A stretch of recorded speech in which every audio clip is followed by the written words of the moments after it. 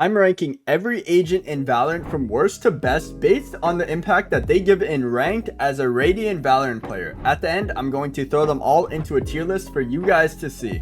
In dead last place, we have Deadlock. Overall, the worst Sentinel in the game, which is why she had a 0% pick rate at VCT Champions, but also because her trip can literally just be walked past, but also because her wall doesn't even block vision, and because her wall doesn't even allow for you to cross a choke point like mid on split like Sage wall. Next up, we have KO. Overall, after the KO nerf, this agent has seen far less success, since he's not able to pop flash for himself as effectively anymore, and he currently has the lowest win rate in all of Valorant ranked. After that, we got Harbor. This agent takes a decent amount of team coordination and map knowledge to use at a high level, so in ranked, it's not that good of a pick. But before we get any deeper into today's video, I just needed to take a quick second to talk to you guys about Valorant Tracker, which you can actually use the guides tab on Valorant Tracker to learn lineups or setups for any agent in the game. You can also use it to check your lifetime stats for your account, including your agent stats, to see which agents you may struggle with and should avoid, the weapons tab, which shows which weapons you aren't the best with and need to improve with, and even the maps tab, which shows you what maps you need to work on.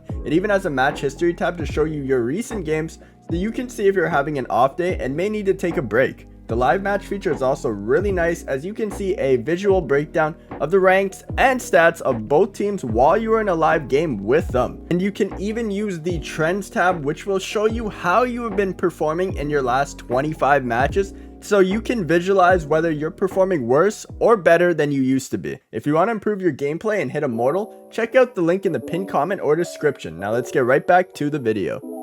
Right after that, we got ISO. It's the newest duelist to the game, and in all honesty, there isn't a reason to pick this agent over the other duelist. His entire kit is underpowered, and with no movement ability for entry potential, he is lacking a ton. Next up, we got Gecko. Even after the buffs to his molly, the wingman overall doesn't provide that much value, and his flash can be easily broken or just simply dodged. His wingman stun can also be dodged, which kind of makes most of his abilities very easy to counter. Next up, we got Yoru, and while this may be a controversial opinion, the agent can be good in the higher ranks when players start to be more coordinated to combo their utility together, but since the majority of the player base is gold and under, this is about how good I'd say he is in general. After that, we got Neon, because while the movement and stuns can be good for entering a site, a good majority of the player base doesn't actually understand how to combo their utility together, making it much harder to actually take the space efficiently, which overall plummets the agent's win rate. Then we got Astra, who's seen fairly often in pro play and can get an insane amount of value out of their utility in the higher ranks, but it's quite hard to coordinate a suck or a stun for your teammates in the lower ranks. Next, we got Breach, because this agent takes quite a bit of team coordination. Breach's utility becomes much stronger when you have teammates who know how to take advantage of the flashes and the stuns, but in the lower ranks, most teammates struggle to play off their teammates' utility or their teammates in general due to lack of communication and lack of game sense.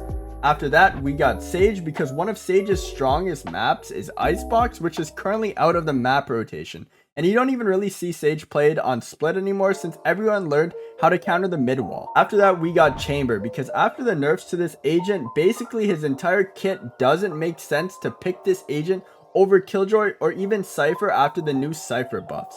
Next up, we got Fade, who was a decent initiator, but after the nerfs to her Prowler, Skye and Sova are typically a much stronger alternative for info, as well as to help your teammates' entry.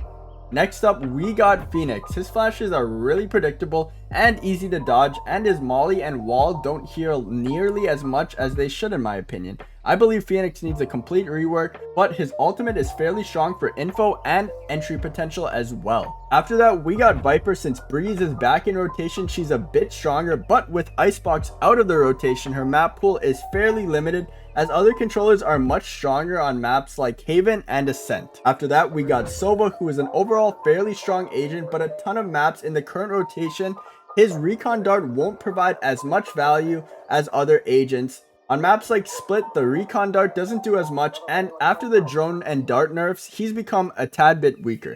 Then we got Brimstone. His ultimate is really good for securing post-plant situations, as well as his molly lineups are pretty strong as well. He's also really noob friendly and possibly has the easiest interface so that you aren't missing your smokes.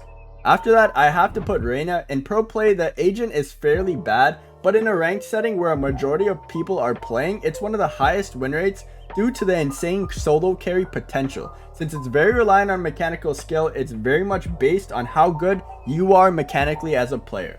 Next up, we got Omen, who's actually a fairly strong agent, as you can play him aggressively or passively. He's got a decent amount of outplay potential with his ultimate and teleports, and he also has a flash that is really strong and easy to use to flash for yourself or your team. After that, we got Cypher. Overall, a really strong sentinel after the Cypher buffs, and in general, allows you to get info for your team and anchor the entire sites by yourself. You can also use Cypher's cages as smokes to block off lines of sight and info from the enemy team.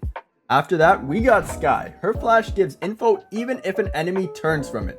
She also has a dog to get even more info and possibly stun an enemy on an entry, and she currently has the best heal in the entire game. Her ultimate also gives you a really good amount of info, so you can avoid a stacked site on attack, or you can stack a site with your team on defense. After that, we got Jett. Even after the nerfs, this agent is still insane. The dash is without a doubt one of the strongest parts of her kit, from the ability to entry and also escape from fights that you might lose. And the updraft allows you to get onto different off angles to catch enemies off guard.